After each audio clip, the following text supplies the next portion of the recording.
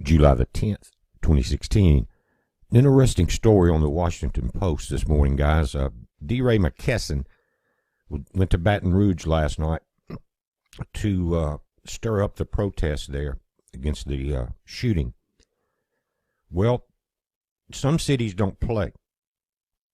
And he didn't get played with down there very nicely, guys. He was told to get off the street. According to the information there, they had flagged him. Then he got body slammed by these two officers, one high and one low, according to the article. I'm going to read some of this from him. Now, notice the officer behind him. They are filming everything with this guy.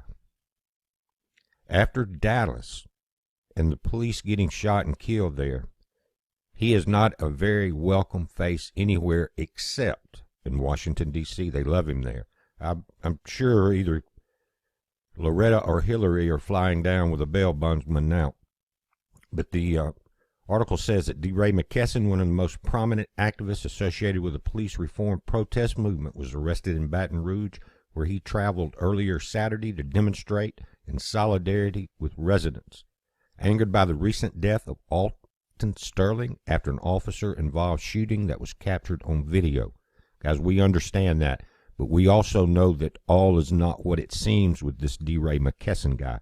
He's there to stir up trouble only. He doesn't care about the victims. He's being paid.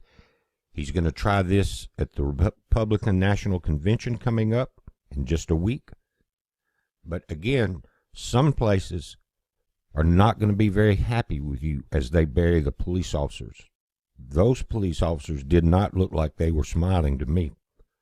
He was charged with obstructing a highway of commerce, said the official, who declined to be identified because she was not authorized to speak to reporters. She said bond had not been set as of late Sunday morning.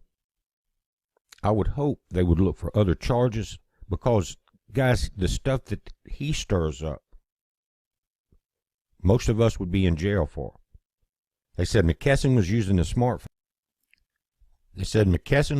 smartphone. To live stream the ongoing protest when police began forcibly dispersing the crowds.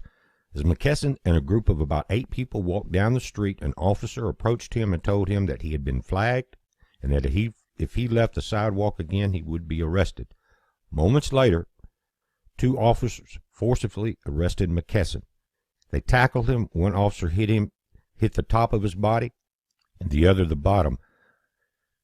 The crowd was saying that the police had continued to provoke people, and it said that an officer had yelled to a group of people that if they step on the highway again, they'll be arrested. Then an officer said, "The man in the loud shoes has been flagged.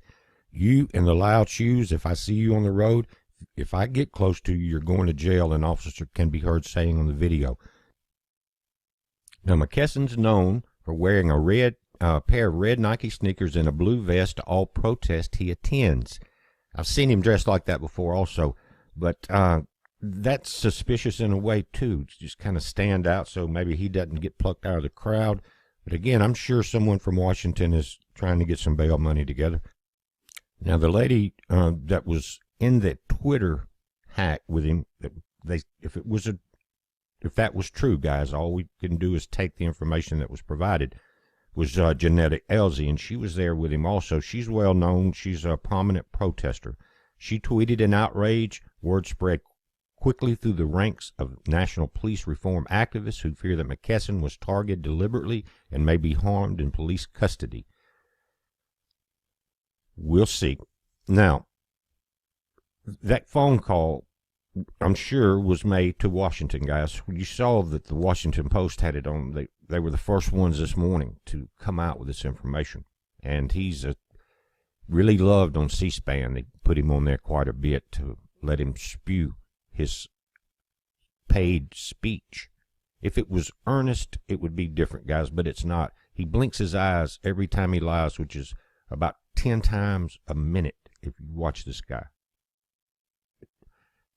A police spokesman confirmed his arrest, but did not elaborate on the potential charge and did not return a request for comments.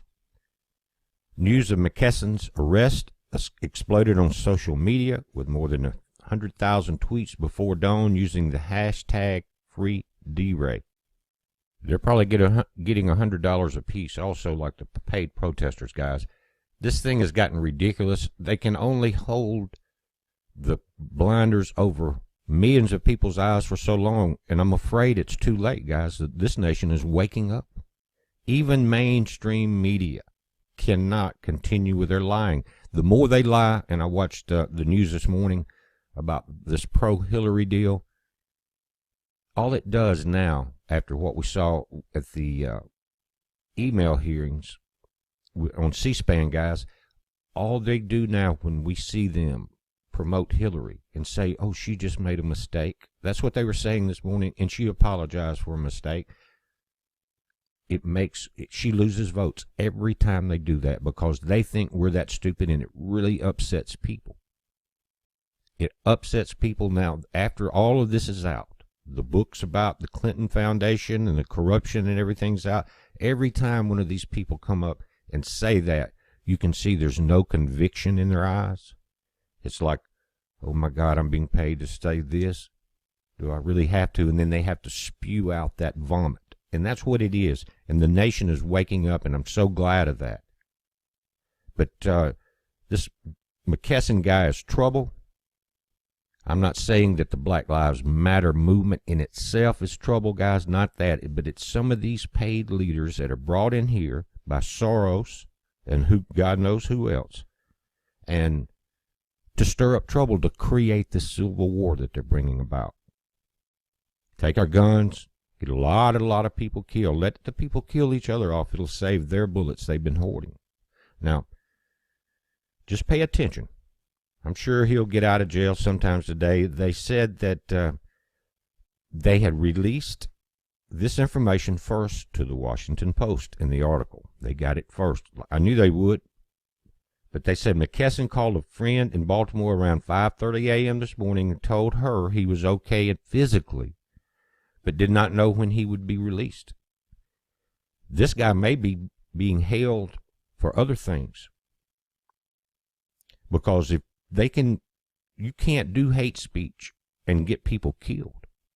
And when the police officers start getting shot and killed, you really are stepping over the bounds. And I'm proud to see that they were not going to let these social justice libtards get away with this crap.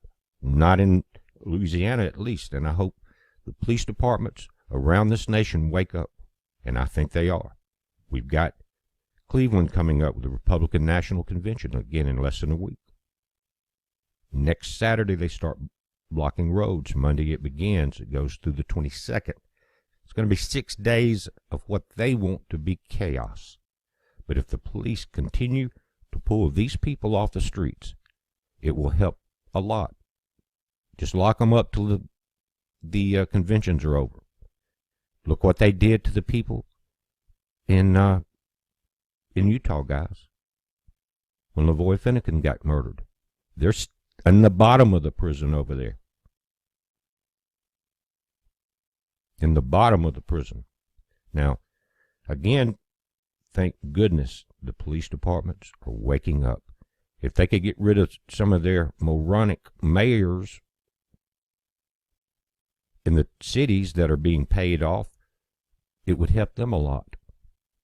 But like the police officer said in the video yesterday about Cleveland, he said that they don't listen to the experts about the safety concerns. They just blow it off. Why?